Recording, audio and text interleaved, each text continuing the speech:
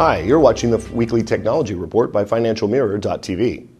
This week, we're looking at the newly launched Kindle2 ebook reader from Amazon, a nice upgrade over the original Kindle.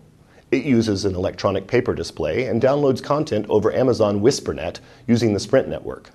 The Kindle can be used without a computer, and the WhisperNet is accessible without any fee. Unfortunately, there's still no Wi-Fi access, so you can download ebooks only from where there's a signal from Sprint's data network. However, with WhisperNet, when you think of a book, you can get it in 1 minute from anywhere. Kindle delivers your spontaneous reading choices on demand, with newspaper subscriptions delivered wirelessly each morning, and most magazines arrive before they hit the newsstands. And because we know you can't judge a book by its cover, Kindle lets you download and read the beginning of books for free. A new experimental feature called Read to Me allows you to have text read aloud. CNET.com tested the product and says the reading sounded really good. But on the other hand, don't expect to get a true audiobook experience, though you can choose between a male or female digitized voice. Controls are almost exactly the same as Kindle 1, just slightly rearranged and for the better. You can still page forward from both sides, although now, with more non-button room on the sides, you can definitely pick it up without turning the page.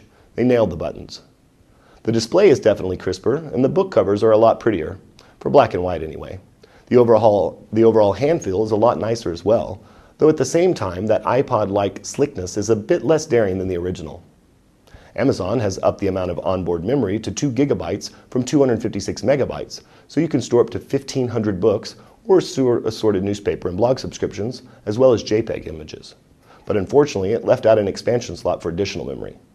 Like the earlier model, this one can play MP3 files, but 2 gigs is pretty skimpy when you start getting into multiple albums with high bit rates, so think in terms of storing only your favorite songs or albums and not your entire music library. According to Gizmodo.com, web browsing and MP3s are still relegated to the experimental menu, and browsing seems equally awkward. It has 25% improved battery life and is about 20% faster thanks to an upgraded processor. And it's got 16 shades of gray instead of 4, so this text pops a little more. Unfortunately, the Kindle's limitations on file formats remain unchanged. It still cannot easily display standard PDF files, nor can it utilize ebook formats other than Amazon's. Finally, the price of Kindle 2 is $359, and the first batch of Kindle 2s are scheduled to ship out February 24. That's it for now. Tune in next week at FinancialMirror.tv for our next tech update.